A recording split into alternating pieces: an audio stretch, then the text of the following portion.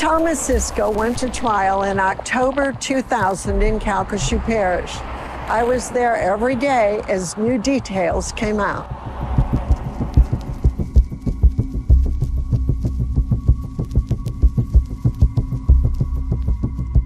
Surrounded by deputies, Thomas Frank Cisco was whisked from the old courthouse as this first day of testimony in his capital murder trial wrapped up.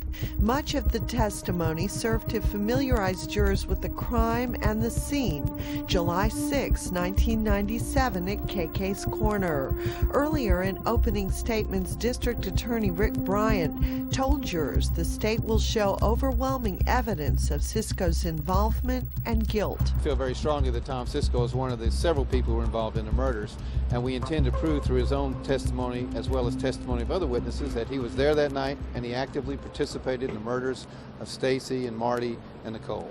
But with no physical evidence or little physical evidence. It makes it very difficult. It's a very difficult case, a very tough case. There are a lot of things we have to overcome, but we feel very confident that when the jury hears everything, they'll be convinced that he was there. Family members of all three victims are attending the trial. Some have left the courtroom weeping in the midst of testimony about their loved ones and what investigators saw at the scene. I can't even imagine myself sitting in a courtroom listening to how my daughter or my son was killed, so it's got to be an extremely cruel thing for them to go through. All three victims were found shot to death in the store cooler. Bryant says witnesses on day 2 of testimony will get more into the substance of the case.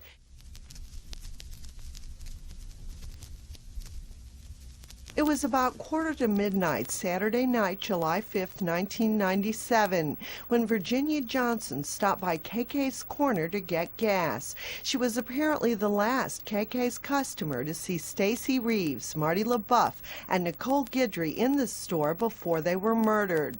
As depicted in this reenactment featured on America's Most Wanted, Johnson saw a black sports car with 2 men pull up. As one man pulled at the door, Johnson says Stacy yelled out, "We're closed." Still, she testified one of the men walked into the store and straight to the back. Johnson testifies as she left the store, she bumped sides with a second man, a man with a rabbit's foot keychain who later came to be identified as Thomas Frank Cisco.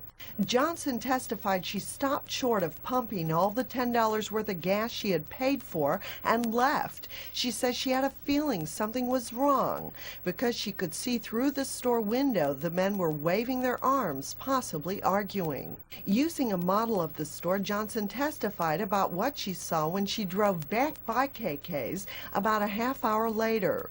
She says the black car was still there, but the trunk was open, and that there was a red truck in front with the driver's door open. She saw no one in the store. She says she told her boyfriend she was concerned the 2 men might rob the store. It was Johnson's description that led to development of a composite sketch of the first man who entered the store, a man who has never been identified.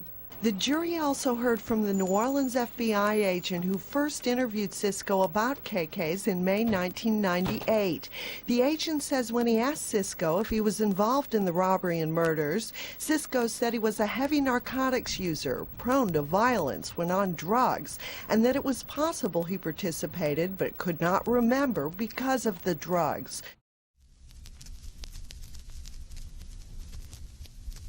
Like thousands of people, Lonnie Kemp watched America's Most Wanted January 28, 1998, but she turned out to be the viewer whose phone call after the program would help lead to an arrest in the case. Kemp knew Stacy Reeves, and when she heard that one of the 2 men leaving the store had a rabbit's foot keychain, she thought of Thomas Frank Cisco, the only person she ever knew who had a rabbit's foot keychain. Kemp testified her daughter was friends with Stacy and that she knew Cisco and would sometimes help him with family problems. She says 2 weeks before the murder, Stacy had told her that Cisco was coming from New Orleans to Lake Charles. The jury also got to read the written statement Cisco made to the FBI 2 days before his arrest. He describes participating in the robbery but says another man with him committed the murders. However, District Attorney Rick Bryant Bryant says the man Cisco tried to blame was not involved. Because he had an alibi. He was playing bingo that night with his family. Cisco's statement does give vivid details about the crime and describes the shooting of each victim. He says Stacy Reeves was crying and begging me to let her go. The statement goes on, I told her I couldn't because he would kill both of us. Bryant says the statements contain truth and lies. There are over 35 different confessions and statements made that will be played throughout the trial. The problem is some of them are very accurate and some of them we know contain things that are false. So it's going to be difficult for the jury to look at all those statements and try to determine what the truth is. But we feel very strongly that a lot of the information in that statement only the killer would know. So far, the prosecution has put on 25 witnesses, and at this rate, Bryant expects to finish his side of the case this week. This is Thomas Francisco's first video statement, taken by investigators August 27th of '98 after he was brought to Lake Charles. Cisco claims another man shot the victims, but admits he was there. So we took her out, and then I heard 2 shots. It was instant, pow pow. Are you sure it was 2? Could have been more or less? It could have been more. At one point, Cisco is left alone in the room. He writes a letter to Stacy Reeves, apologizing to her. To Stacy, I want you to know that I'm really sorry for what happened. If I knew you were going to be there that night, I would have never let it happen. I really wouldn't. Please, if you're up there listening, please understand that if I could take your place and the other's place, I would in a New York minute. If it was up to me that night, I would have done it totally different. I would have just took all the money and took my chances of getting caught. Then, 3 days later, Cisco says he wants to talk to investigator Lucky DeLuche again. This time, he recants. But why would you confess to murders, Tom, to keep from being arrested? That doesn't make sense. I'm just telling you, Lucky. I swear on, if you give me a stack of Bibles right now, but I swear on my kid's life, and I don't never swear on my kid's life or anything. I did not commit these murders, dude. I did not commit these murders, and I do not know who did commit these murders. When asked how he got some of the specifics correct, Cisco claims he guessed. But you guessed right on that much stuff, Tom? Like the caliber of the gun? I've always wanted a 9mm, Lucky. I have always in my life wanted a 9mm. Yet, just hours before he recanted while in jail, Cisco tells investigators he did the murders himself. Cisco is audiotaped saying, "You know I did it. You know I did something wrong and I wanted the families out there to know I'm sorry."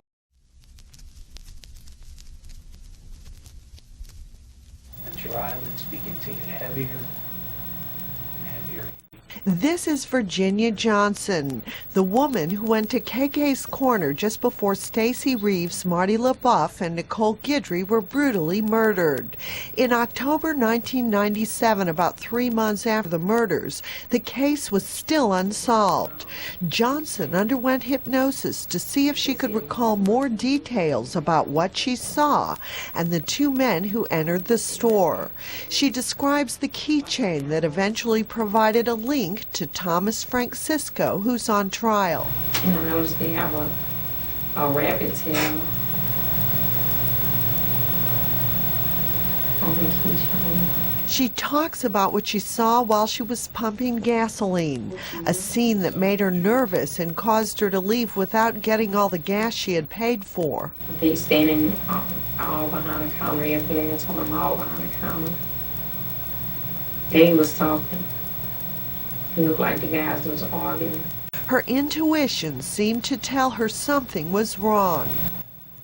They looking at me, but I'm trying to, I can see them looking at me, but I'm looking down, so, because I'm thinking they going around, I don't want to see nothing, She also describes what she saw some 30 minutes later when she drove back past the store. The black car this time, it was turned the opposite way. The trunk was open, they had a little light in the trunk. And they had a red Ford truck in front of the black car.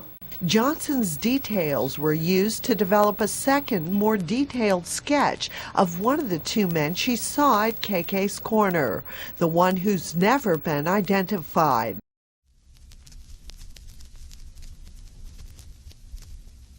This is the third video of Thomas Francisco played for the jury in his capital murder trial. This time, Cisco tells investigators he had two accomplices in the murders and robbery at KK's Corner. A white man named Bobby and a black man called Malcolm that came with him from New Orleans. But Cisco says he killed the victims. First Marty LaBeouf, then Nicole Guidry, and finally Stacy Reeves. I motioned them back to the cooler one by one. And as they came back there, I set them down, executional style, and shot them. Cisco again expresses regret about Stacy Reeves, but says he was high on drugs and didn't care about anybody. I love Stacy, and I would have gave anything in the world. But at the time, I didn't care. I didn't want to get caught lucky. I took her into the cooler and shot her. I know I shot her multiple times. On the tape, Cisco insists this time he's telling the truth, though he says that on all the tapes. I did it. There's no questions about it. I'm pleading guilty right here, right now on this tape. And there's no changing nothing.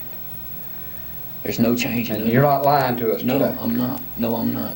On another tape, a week later, Cisco leads investigators to St. Charles Parish, where he claims to have burned the store's video surveillance tape at a campsite. There, he talks more about the drugs he was on the night of the murders. The night all this happened, you were using LSD and crack cocaine and weed. Cisco also looks at sketches and lineups claiming to identify his alleged accomplices, and on the tape identifies yet a fourth man named Chris he says was with them. In all, the jury has heard or read at least 7 statements Cisco has made, and there are more to come. People involved. Yes, it was. You and who? Me, Chris, Bobby, and Malcolm. January 29th, 99, Thomas Francisco gives video statement number 5 about the murders at KK's Corner. Not only are there inconsistencies in Cisco's statements, some things he says are just plain wrong, and his defense attorney is bringing those items to the jury's attention. For instance, he talks about tying the victim's hands. Remember that we tied her hands up outside the store. Okay. Outside the cooler. Wrong. Investigators say the victim's hands were not tied, and his numerous statements are riddled with bits and pieces of wrong information. He speaks of when he shot Marty LaBeouf. Which way is he facing? He's facing me. Facing you. He's facing me. Okay. Wrong. Investigators say LaBeouf was shot in the back of the head. In earlier statements, Cisco talks about a back door at KK's. Wrong. There is no back door. Still, District Attorney Rick Bryant says the case is going exactly the way they thought it would. You have the defense arguing that everything he says is a lie. You have the state arguing that while some of the things are false, a lot of what he says, only the man who committed the murders would know. And then we leave it up to the jury to decide what they believe. And what of Malcolm, Bobby, and Chris? These are people who he has named as being involved with him. They have not all been excluded. They're still being under investigation, especially by the FBI, because they're not here in Calhoun Parish, they're in another parish. But right now, the only information we have of their involvement is what Mr. Cisco says. Bryant expects to rest his case Saturday. Virginia Johnson is the woman who apparently last saw Stacy Reeves, Marty LaBeouf, and Nicole Guidry alive before they were murdered at KK's Corner July 6, 1997. She underwent hypnosis to help investigators try to find a suspect in the case. Johnson, featured on America's Most Wanted, bought gas about 15 minutes before the murders. She told police of 2 white men in the store, one of whom she eventually picked out of a lineup Thomas Francisco, on trial for first-degree murder. Johnson underwent grueling cross-examination by defense attorney Evelyn Ubry, who questioned her repeatedly about various inconsistencies in the details of what she's told investigators in numerous interviews. After spending much of the morning on the stand, Johnson became upset, started crying, and accused Ubry of trying to confuse her. She blurted out, "I'm not trying to get this man in trouble. I'm only saying who I saw, and it was him. I know it was him." Johnson testified she never expected to be able to recognize the man who bumped into her at KK's corner, but says when she saw him in a lineup at the jail, she knew immediately Cisco was one of the two men she saw at the store just before the murders. Later, the videotape of Johnson under hypnosis was played for the jury. Her description was used to develop a sketch to try to find a second man in the store that night. Short hair, long hair to his shoulder line. The expert in forensic psychology and hypnotic examination who interviews Johnson on the tape admits a person's memories can be distorted. He explained to the jury hypnosis is useful to see if a person can remember information that can be verified elsewhere.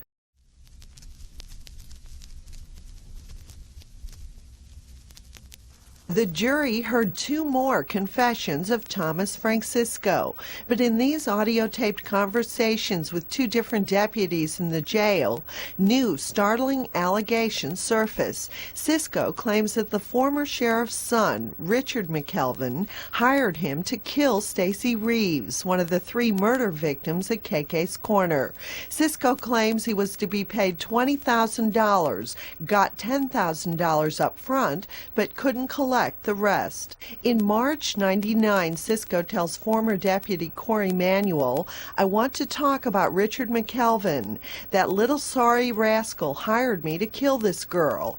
Manuel asks, "Kill what girl?" Cisco says, "Kill Stacy Reeves." Cisco goes on to tell Manuel, "I admit I wasn't in my right mind to take a $20,000 hit, but I was desperate for money because I had to have my drugs." Then in May, Cisco tells the same story to Deputy Tina Lyons. On the tape, Cisco says, "He offered me $20,000 and I was into drugs big time and he knew it.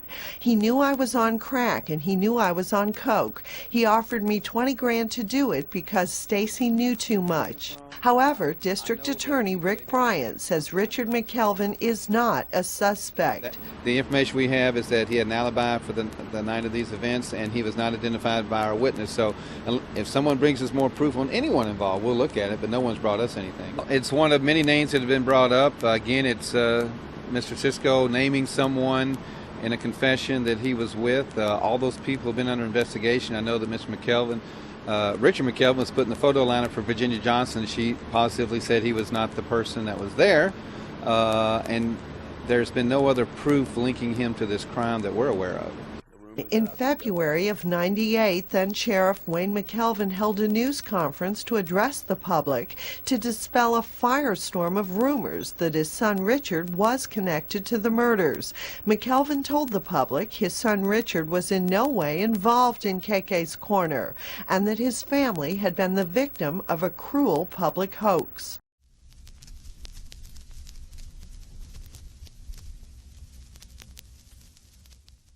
The state's last witnesses included ex-girlfriends of Cisco. One testified Cisco contacted her asking that she help provide him an alibi for the night of the murders. Another got a letter from Cisco in which he admits being a murderer. The state's final witness was Coroner Terry Welke, who confirms all three victims died of gunshot wounds. Stacy Reeves was shot in the face while looking at the gunman, as determined because flecks of gunpowder were in her eyes. LaBeouf and Guidry are believed to have been killed execution style in a kneeling position. District Attorney Rick Bryant explains each was shot multiple times. Stacy was shot twice, once in the cheek with her eyes open, which means she saw her assailant, saw him at the time the shot was fired, once in the back of the head and possibly a graze wound. Nicole was shot once in her right leg, it broke her leg, shot once in the top of her head and then once in her left shoulder. and Marty was shot 3 times in the back of the head. The state put on 40 witnesses and introduced 128 pieces of evidence. Bryant says it's been a tremendous effort. It is as good a case as we could put on based on the information we had. Tremendous job by the FBI and the task force. It's an unbelievable effort over 2 years of locating witnesses who are drug addicts and criminals and putting this all together into a case that the jury could understand. So from that perspective, I think we did an outstanding job. The defense put on 2 psychologists who portrayed Thomas Francisco as one who had a terrible childhood. The son of a prostitute who first drank at age 6, first got drunk at age 10, and was doing drugs by age 15. According to testimony, Cisco was beaten by his stepfather, eventually became an extreme chronic substance abuser, and suffers brain damage as a result. The man accused of killing 3 people at KK's Corner is described as self-destructive and one who floated through life without any real connections, a man without an identity.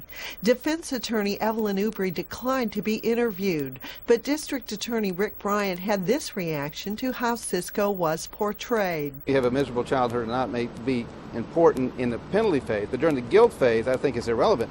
The question in the guilt phase is, did this person commit these murders? Psychologists also say Cisco is easily led, aims to please, and is more susceptible to suggestion than others. The defense was not allowed to question the psychologists about traits of false confessions or people who make false confessions because the court would not accept the witness offered as an expert in such matters. That's not a science. There's no such thing as traits of false confessions or traits of true confessions. That's a jury question.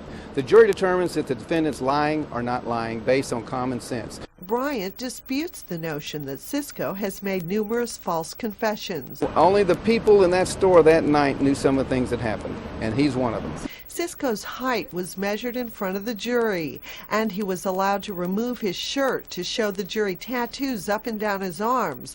Tattoos the woman who identifies Cisco as being at KK's Corner the night of the murders never mentioned to police. Defense apparently hopes this will suggest to the jury that Cisco was not the man the state's witness saw at KK's Corner July 6, 1997. No one imagined that in just 2 hours the jury would be back with a verdict. Thomas Francisco guilty on 3 counts of first-degree murder. District Attorney Rick Bryant was both ecstatic and emotional. These things overwhelm you. The 3 people who died, and when you see how they were left, it eats at you.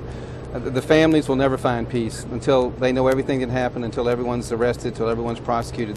This may help them a little bit. In the sentencing phase, Cisco's lawyers will try to persuade the jury to spare his life. They'll be arguing very strongly and presenting evidence, as we always get, about his childhood and sort of the poor, pitiful me defense. But Bryant hopes to convince jurors that Cisco deserves death. When you kill 3 people in cold blood, and in the manner which he depicted as them begging and screaming for their lives, that if capital punishment is ever to have meaning, it should have meaning in this case. One man who agrees is Bobby Reeves, the father of murder victim Stacy Reeves. Really and truly, if they could crucify him, it would be the best, because that might be the most painful and agonizing death he could ever stand.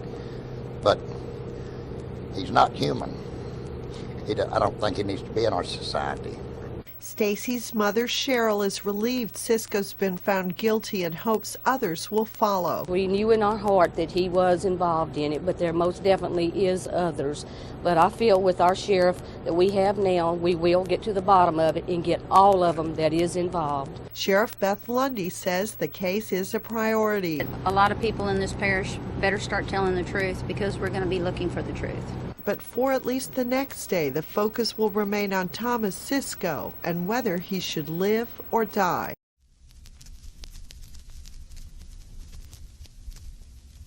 KK's murder victims, Stacy Reeves, Marty LaBeouf, and Nicole Guidry, were cherished by their families. Their violent deaths have devastated the lives of those who loved them.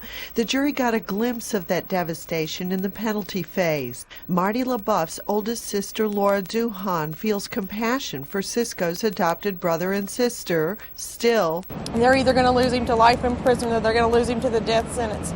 But either way, they have the chance to say what they want to say to their brother.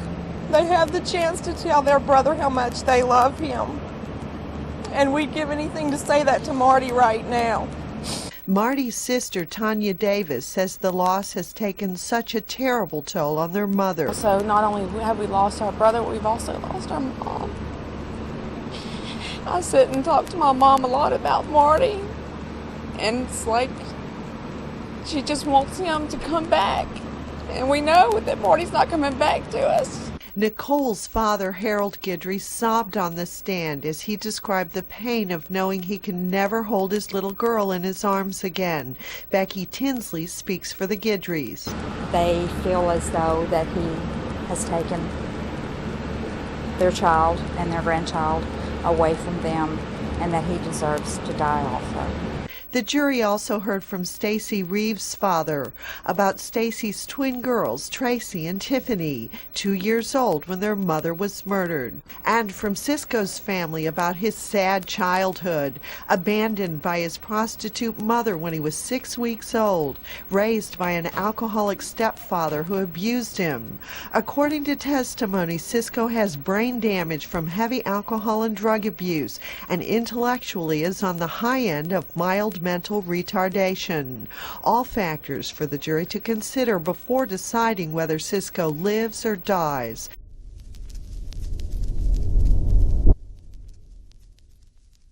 Thomas Frank Cisco was moved from the courthouse minutes after the verdict was read. Death on all 3 counts for the murders of Stacy Reeves, Marty LaBeouf, and Nicole Guidry at KK's Corner, July 6, 1997. As jurors left the courthouse, it was clear many had been crying. District Attorney Rick Bryant was somber, though he believes it's the right decision. Well, it's never a pleasant task when a death sentence is returned. We obviously thought it was appropriate, and I thought we had an outstanding jury.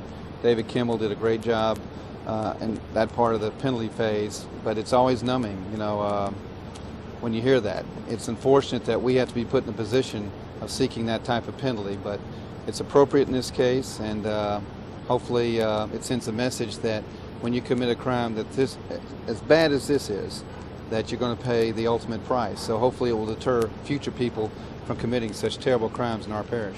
Defense attorney Bob Pastor of New Orleans had tried to persuade the jury to impose life in prison. It's sad for not only for Tommy and his family, but I think it's sad for the victims as well and their families, because then I know then they will never have true justice. Bryant was asked what the sentence means for the families. It's sort of an empty thing. They feel good about the decision, the verdict, and the penalty, but by the same token, they still lost their loved ones, and there's nothing we can do about that. We cannot bring them back. The victims' families left quickly and quietly after the verdict. Becky Tinsley speaks for the Guidrys. Justice has been done, and I hope that for the families of the victims that they can begin to put a closure to their lives and go on. So Thomas Frank Cisco faces death by lethal injection for the murders at KK's Corner. The state Supreme Court overturned the verdict in 2003, citing a conflict of interest with his defense attorney that was too serious to weigh. The case was turned over to the state attorney general's office, and in 2010, Cisco was allowed to plead guilty to lesser charges, avoiding another trial.